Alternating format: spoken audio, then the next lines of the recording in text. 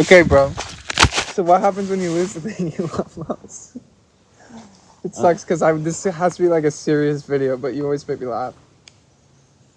So the reason I wrote this video, you know, we had a conversation when I was in Nebraska about the shit that happened with Lila, and to fill anyone in who's listening, I lost my dog, which, was the thing that I loved most.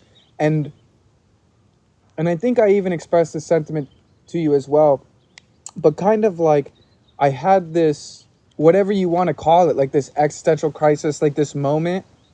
And probably one of the moments over the last year I've been sober that I've felt like most inclined to relapse, where I think that a lot of my ability to quote unquote recover and like enjoy my life and like be sober and quote unquote get better was predicated on this belief that like if you do better, then like life will be better, if that makes sense, right? Like think about, Phil, like all the shit, like whether it was relationship issues or like turmoil in the relationships in my life in general, family issues, and all of that coinciding with like depression and anxiety and all these things. A lot of it was like self-inflicted, right? A lot of it was like, okay, like pick yourself up by the bootstraps and do better. Like stop taking drugs, like stop cheating, stop lying. That sucked. But also part of it is like there's like a sense of control, because if all the negative shit in your life is caused by you, then you're empowered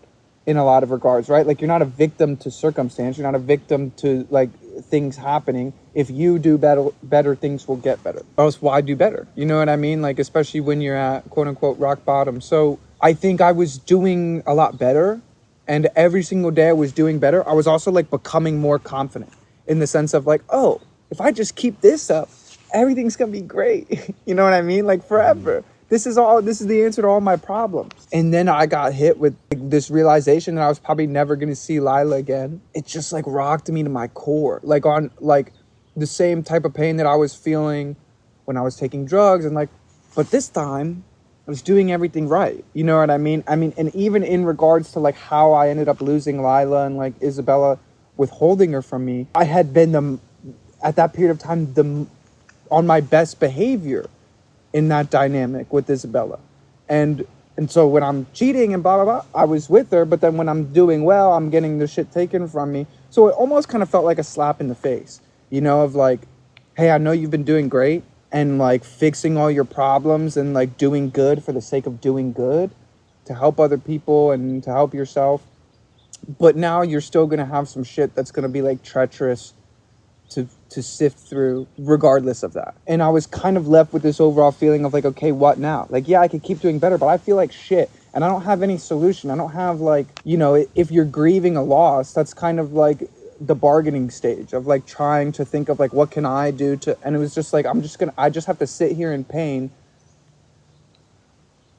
And I lost the thing I love most. And so what do? I had to really like re-philosophize my motivation for getting better and my motivation for staying sober. Because if it's all predicated on, oh, life is just going to be easier, the rug's going to get pulled out from under that sentiment. And then you have no reason to stay okay. And it's almost as if you have to like do the right thing, even if it doesn't mean anything, right? Like out of nobility, just do good because that's what you're supposed to do, not because you'll get rewarded for it or because things will get better. This is going to be the title of the YouTube video, is what happens when you lose the thing you love most. I see. Okay. I didn't understand what we were doing, honestly. Okay. That's okay. Well, take it where you want to take it. Like go. Okay. So let's like dumb the question down, or dumb the answer down and answer the direct question. So what do you do when you lose the thing that you love the most? What did you do? I cried. Okay, so there was a mourning phase. 100%. It's like losing. It was that's literally what it is. Grieving. I went through the stages of grief. Yeah. So I think that there's a mourning phase, right? Mm-hmm. And then there's like a productive phase after the mourning phase where you kind of are like, I can't let this hold me down. But recalibration, essentially. recalibration's a better word. But sometimes, like, we try to zoom through the morning phase, and so the recalibration phase gets completely fucked up. It's like, and that's how you stick with, and for example, it could be like losing your dog or someone dying or a relationship, but instead of like mourning the proper way, maybe you know, party, drink, do pretty much everything you know you shouldn't be doing in that state of mind. Or it that's could be, the quote unquote relapse. It doesn't have to be drugs. It could be like it could be anything, any vice, any cope, any crutch. So I think that's how like you end up carrying it with you, and like it can like kind of lead you to a certain demise if you don't like mourn properly. I believe that, or at least I've witnessed that for myself. So the mourning phase is like super important because you have to do it right, or else it'll affect your life. Which more. is so much easier said than done. It's not like there's a rule book on what that looks like. But I think there is slightly a rule book. I think we could agree that like the little things especially matter in those moments, right? Like eating healthy, like getting sunlight, like being around loved ones.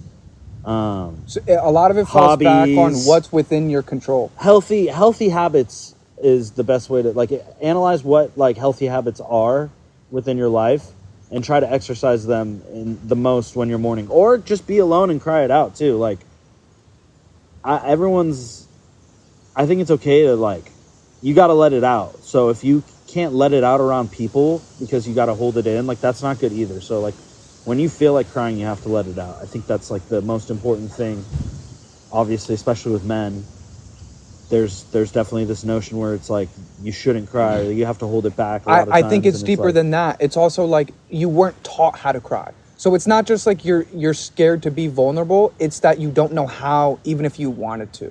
Like we didn't grow up with the socialization of like opening up about your feelings and stuff like that. So there's plenty of people in this world that are comfortable with men crying around them. It doesn't mean that they've ever been taught how to like open up a space for that to be possible, or things of that nature.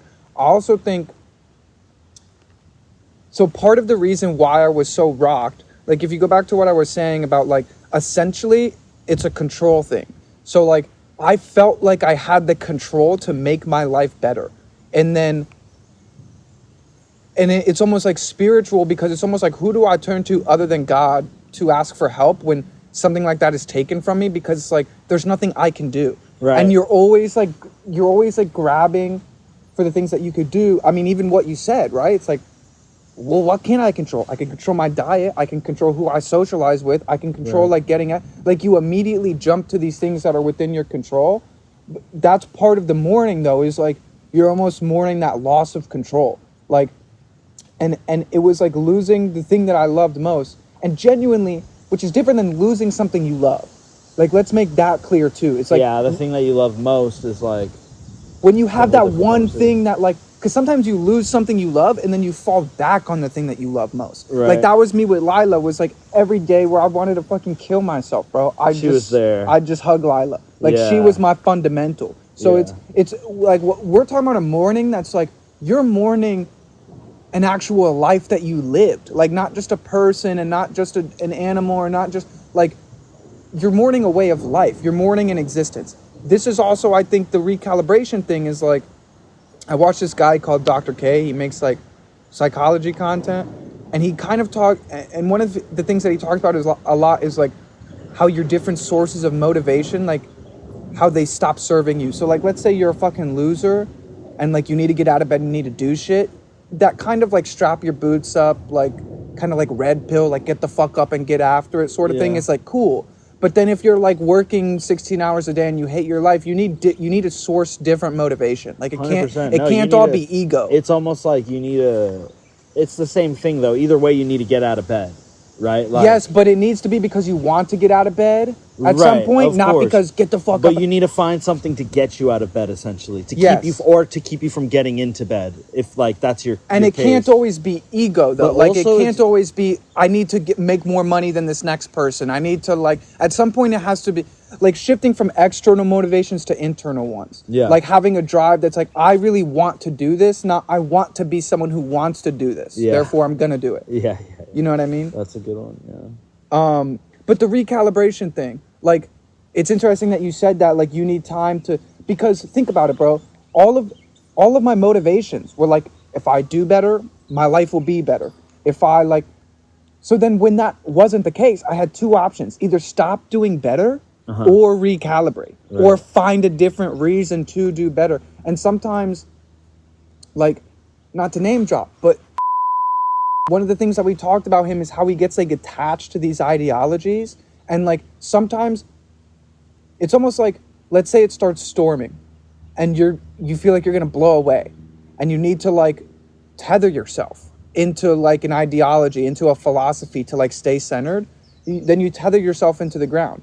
When that storm blows over, that tether that was like helping you is now becoming the thing that's keeping you in the same place. Like at some point you have to recalibrate. And a lot of times people, I feel like they have these renaissance moments where like they learn a bunch about themselves and about like their motivation and how they want to live their life, and they like identify with that philosophy and they adopt it. But then when that philosophy is no longer serving them 5 years later, you know what I mean? When you shouldn't be using ego anymore to get out of bed, when you should have graduated from, I just want to make more money, I want to, you know what I mean? And your motivation should become more internal. You still stick with that because that's the thing that got you out of the shithole originally. But it could put you in a whole new shithole. You see what I'm saying? Like you have to, the recalibration is necessary. It's not a one-time thing. We're going to continue losing things that we love. And then this, whatever we adopted when we recalibrated initially isn't the end all be all. Yep. I know I'm saying a lot. What do you think? Yeah. I feel like we got that one covered. What do you do when you lose the thing you love most? Okay, give us a conclusion. Give us a summary. I think the summary is understand that there's a mourning phase, and understand that it's okay to be in the mourning phase. And if you have obligations that you still have to tend to, you have to find time to, like, obviously you got to be a man and suck it up, like, and do what you got to do. But you also have to find time to let the mourning phase go. To feel your feelings, so to speak. Yeah, like, don't bottle them up and take them with you, because it's just going to break you down for as long as the mourning phase then slows down, and it's also like breaking you down, if that makes sense. It's like, if you don't do the right things, like it can destroy you. And I've seen it many times. And the more that you shouldn't do, the worse it gets. It's almost like there's things that we shouldn't do in real life, but we do them, right? Like whether it be partying, smoking, you know what I mean? Like the list goes on. But when you're in a mourning phase and you're genuinely grieving and you do those things, they damage you more than they would if you weren't mourning. So that's a great point. Yeah, I think that when you're mourning, you have to just mourn and save your extra energy for the obligations, not for, getting fucked up or accessing your vices to like a whole nother extent. Because the more pain you're going through, maybe the more you'll indulge with your vices, leading you to like a more drastic demise. And even if the level of indulgence is the same, it's the reason why you're indulging. So the same guy, Dr. K, he talked about like, people talk about social media a lot and its effects on like the current generation and shit like that. And he talks about, it's not just like the amount that you use it, it's how you use it. So there's a difference between like, I'm bored, I'm going on Instagram, and I miss my ex and I'm stalking her page. Right. So it's even though the indulgence is the same, it's how you're using it and 100%. And the dynamic in the relationship and if you like get sad and then go to the thing, or if you get bored and go to the thing. Yeah. Or if even just like you're using it for, let's say you're looking for certain, you're trying to be productive on it, right? Mm-hmm. But just like the constant need to go back and whatever, you're connecting with people, you're an artist, you're a businessman, you know what I mean? Like it's become important to you now in the sense where like you're connecting with people through it. So now there's like a dependency there that's bigger than just I'm bored. Yeah. Right? So Which can be, the scary thing is like, if this... Hey, so if you watch this whole video, you should subscribe to my Patreon. Links in the description. Patreon saw the video first. Patreon gets exclusive music, podcasts, videos. It's only $1 a month. And if enough people subscribe, I can quit my job and do this for a living. So you should subscribe.